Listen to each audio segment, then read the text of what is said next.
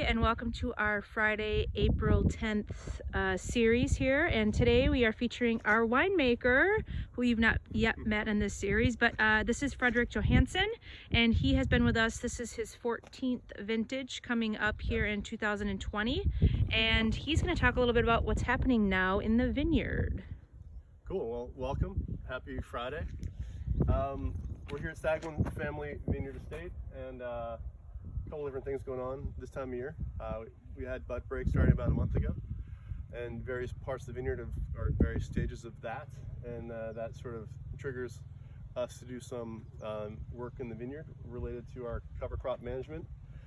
Here you can see this is block 4C, or maybe we're in 4B right now. Yeah, 4B.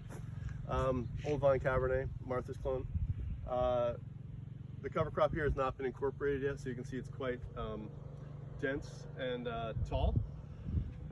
It's been an interesting spring, so it's not as sort of abundant and vigorous as it sometimes is, but it's got a mix of radish and mustard, peas, vetch, some oats, a few other things.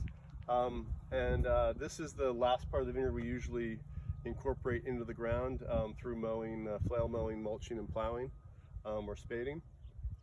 Because here the vines are taller, they're up on the hill, the frost risk is lower, so we can wait a little bit longer and let the cover crop establish itself for a longer period of time and grow more biomass before we need to incorporate it into the ground. And the rains we've had on and off for the last week or 10 days has also softened up the soil, or kept it soft, so we didn't have to incorporate the cover crop into the ground due to the hardening of the ground as it warms up and dries out.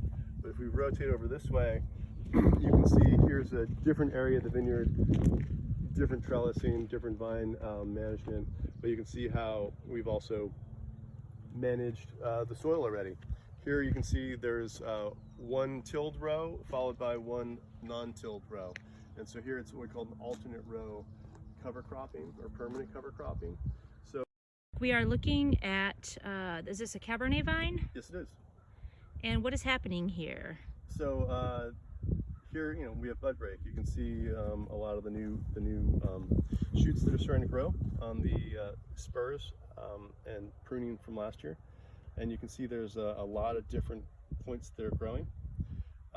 And so we're only going to keep that one, and then all these other little growths here that you can see are ones that the vine will naturally push, but we'll come through and sort of we call rub them off, or like take them off to prevent them from growing. And why do we not want them to grow?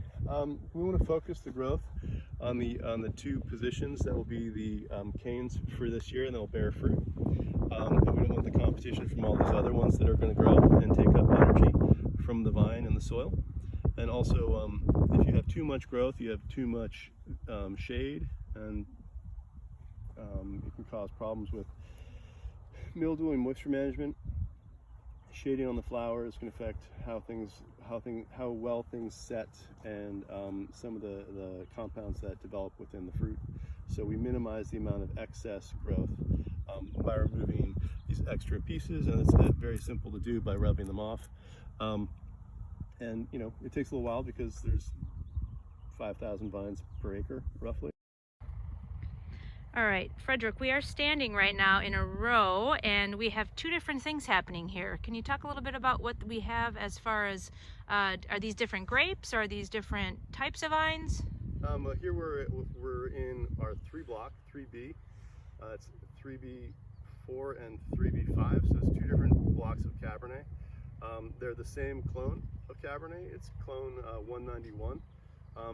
But this block, which starts here and goes that way for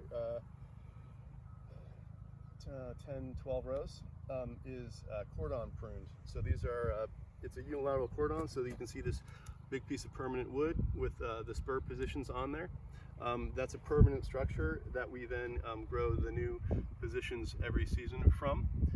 Whereas on this side, this is 3B5, is the same clone, but here we are doing cane pruning. So you can see this is a much smaller piece of wood. This grew last year and we laid it down this year, and then these positions will be the growing positions and the fruit bearing positions for this year. And then we will leave a position, or we will grow an additional cane during this growing season that will be the fruiting cane for next year. So it's the same clone of Cabernet in the same soil series. Here we're in the Perkins Gravelly Loam, but we did this because we get a slightly different expression of fruit and tannin and structure from the different pruning methods, and we also get a slight differentiation in when they ripen. So it's how here in this sort of 4-acre section of the vineyard we get a little bit more variation and a little bit more complexity by altering the method of pruning, and that's a decision we made. We converted these used to be just like these, we converted them about 12 years ago. So they're the same age of vine? Yes.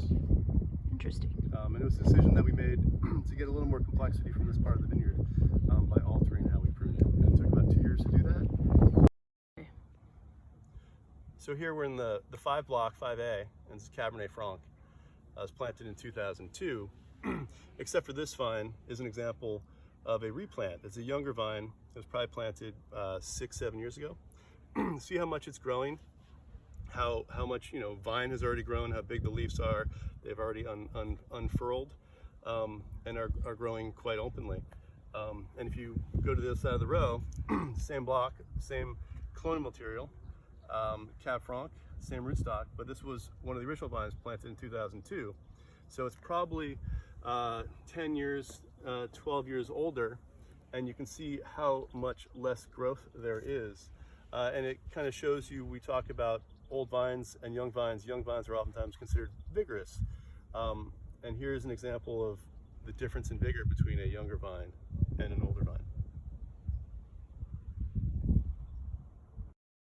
So we're in the 3A block. It's actually three sub-blocks, 3A1, 3A2, and 3A3.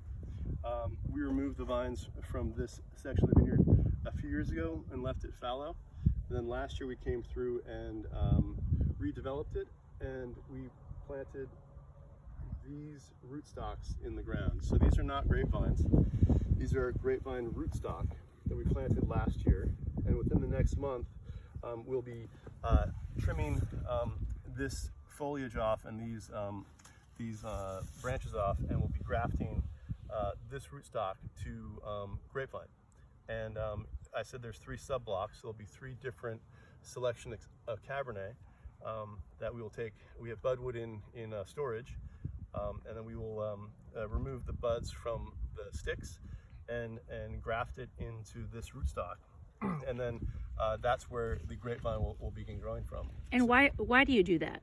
Why can't you just plant a Cabernet vine? And historically you can, and if we were to stick a grapevine stick into the ground, it would start growing, and it would be own rooted, and it would grow like a vine and produce fruit.